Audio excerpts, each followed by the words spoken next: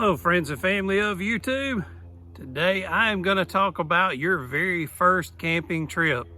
What it's like pulling that camper for the very first time, what it's like actually camping in it for the very first time. And I would like to ask for the veterans that have done this for many years, hey, y'all leave some comments down below to help the new people out, welcome them to the community of camping. And near the end of the video, I will give some of the best advice I can possibly give. And at the very end of the video will be some links that I will give you that should help you out quite a bit as well. So let's go ahead and get started with the first thing that I want to talk about today is you're very likely to be doing something very dangerous on your very first trip. It is very likely that your camper is way overloaded. It's very likely that you do not understand the brake system if you do even have a brake controller. And right now there's some of you going, what in the world is a brake controller? So again, there are some dangers that you could be doing. You may not even know that you're doing them. Usually that's how it is. Whenever you do something dangerous or you see somebody doing something dangerous, it's usually because they don't know any better. It's not because they're stupid. It's just that nobody has told them the right way to do it. So again, today I'm going to try to give you some helpful points. And again, there will be some links to help you as well. And I find it kind of ironic that today I'm wearing my Evel Knievel t-shirt while telling you about being dangerous. So what else I want to talk to you about is that very first time you're pulling that camper. Man, I tell you what, I was a nervous wreck the very first time I pulled my camper, and I was doing some things that were very dangerous and I didn't even know it. I did not have a brake controller the very first time I pulled a camper, I am embarrassed to say, but we all make mistakes our very first go around, especially if there's nobody around to teach us the right way to do something. And that's again why I started this channel to begin with, was to try to educate people as best as I could. So anyway, I had a very small vehicle. It was way undersized to be pulling the camper that I had. I had a 24-foot camper and now I have a 14-foot. But that 24-foot camper being pulled behind that very small SUV, that was a very dangerous feeling that I had. Every vehicle that passed by me, you could feel the wind off of that camper and it would sway. Oh, and I was scared. I was a nervous wreck. So, you know, I can imagine what it would be like if you were, let's say, in an SUV and you had the wife over on the passenger seat and she's on the cell phone. She's not paying attention to what you're going through as a driver.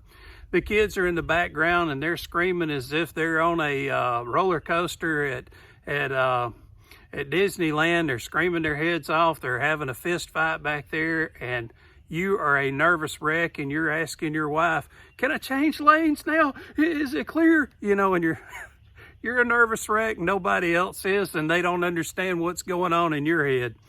So, hey, just if you're going through those things on your first pull of driving or pulling a camper behind your vehicle, it's normal. Everybody goes through this. It's a very strange feeling that you're not going to feel any other way than going through what we do, pulling a camper behind a vehicle. So after being a nervous wreck, going down the interstate and having everything in the world scare you half to death, you finally get to the campground or the campsite, and now you discover that you really can't back this thing up, and everybody seems to be staring at you, and you feel like the world is watching you. You feel like you're on broadcast live on YouTube, and it's an embarrassing situation. Fortunately for me, I've been able to back up a camper for a long time, but I have watched many people struggle with this, and I know that it's got to be a very sensitive subject with a lot of people. But at any rate, that's something that even though you're going through it, you're not alone in this.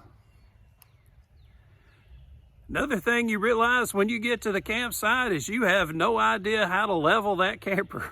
So you remember when you bought this thing and they showed you all around it, that was one of the things that they probably didn't even think to show you, or you didn't even think to ask. So that could be something that you could struggle with And again, there's a lot of videos here on YouTube to help you with that. And matter of fact, I probably need to make one as well. And there are many other things that you probably discovered that you do not know how to do now that you do have the camper set up. You don't know how to operate the water. You don't know how to operate the water heater. You don't even really know how to light the burner on the cook stove. There was a time when I walked into my camper and it was the middle of summer and the air conditioner was on. And I got into the camper and I was like, why is it so hot in here? Well, I didn't realize it that my air conditioner and my heater were two different systems. And they have two different switches, two different thermostats. I had the air conditioning going and the heater going at the exact same time. So it was hard for me to get my camper to cool down that day, and I couldn't figure out why, because the air conditioner is so loud you couldn't hear the heating system going at the exact same time. So hey, if you're going through the struggles of not knowing how to work all the stuff in your camper, you're not alone. Everybody goes through this. It's kind of a learning curve. And now that I have mentioned the use of water, many of you get out there and realize just how far only 27 gallons of water actually goes. It does not go too far, does it? And more than likely you're discovering that one person, maybe two, actually got a shower because you didn't know some of the ways of saving water. I do have a video that I will give you a link at the end of the video, and it talks about the use of the toilet. Now, I will tell you this, the toilet uses up a lot of water if you do use it properly. So I've got a video that at the end of this, I will link it, and it will tell you why I do not use my toilet and how I get around that. So that video should help you out quite a bit. And now that you have discovered that you don't have enough water to be taking a shower for the next 3 days while you're stuck with your family and now all of you stink, you also have discovered that your mattress is the actual worst mattress you've ever tried to sleep on in your entire life. So you're gonna be sore for the next 4 days and probably a few days after that, and you're gonna be stinking too. And now that you smell bad and that you've discovered just how much your body can ache from sleeping on an RV mattress, you are also getting to encounter just how little you can get by with on 2 RV batteries and 100 watts of solar. When you were getting pitched the sale of that camper, you thought, man, I can do all kinds of stuff with this. And now you're realizing that basically you can use your lights throughout your camper very sparingly, and that's pretty much all you're going to get to do for the next 3 or 4 days off of two RV batteries and 100 watts of solar. Boy, I'm about to preach the gospel, so if you want to go ahead and say amen, I'm giving you the heads up right here. This is the very first time this camper's been out. It's the first time a lot of this stuff has been turned on and tried to use, and stuff is already broken. And you're thinking, man, I just spent a ton of money on this thing and I have things that are already broken. You've got to be kidding me. And I'll go ahead, and while we're on the subject, you're about to find out that if you take it to the dealership and you want to get it repaired, it's very likely it could be sitting there for months. Yes, that was plural, months.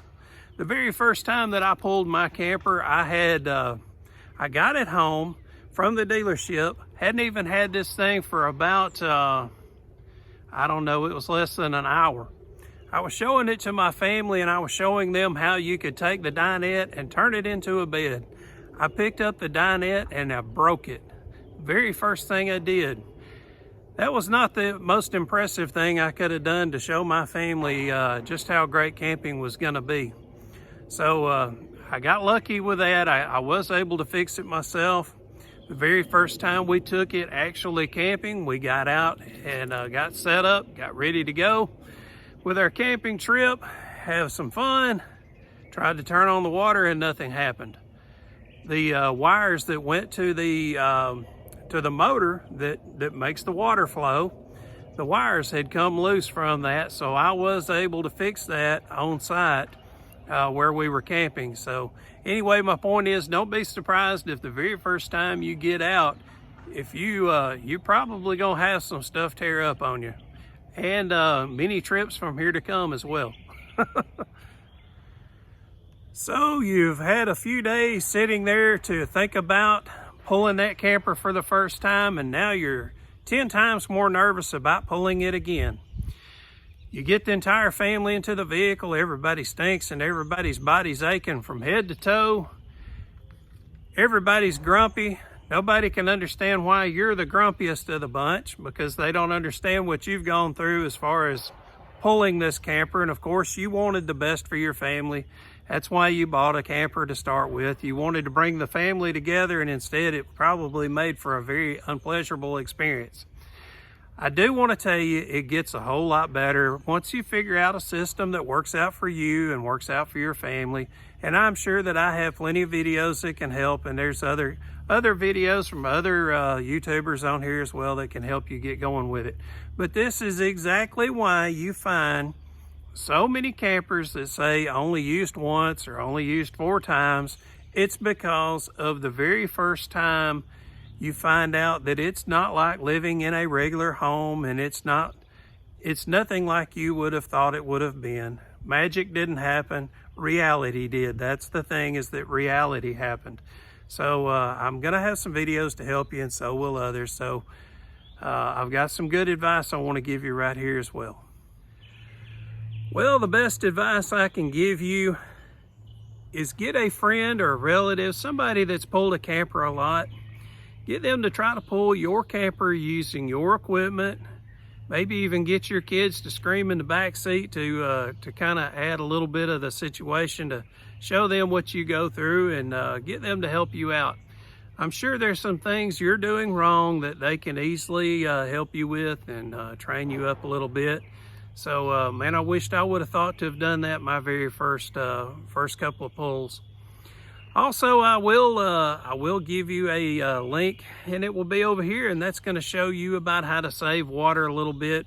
And that's basically with the toilet system. I will be doing a video coming up soon showing you how to save water a little better in your camping experience, but definitely that video will help you with your toilet situation.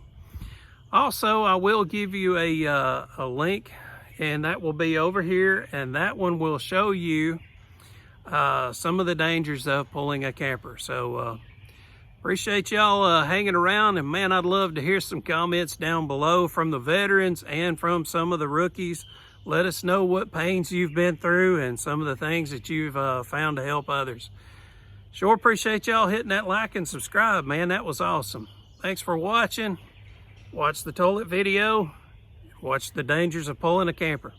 Hope to see y'all soon. Take care. Bye-bye.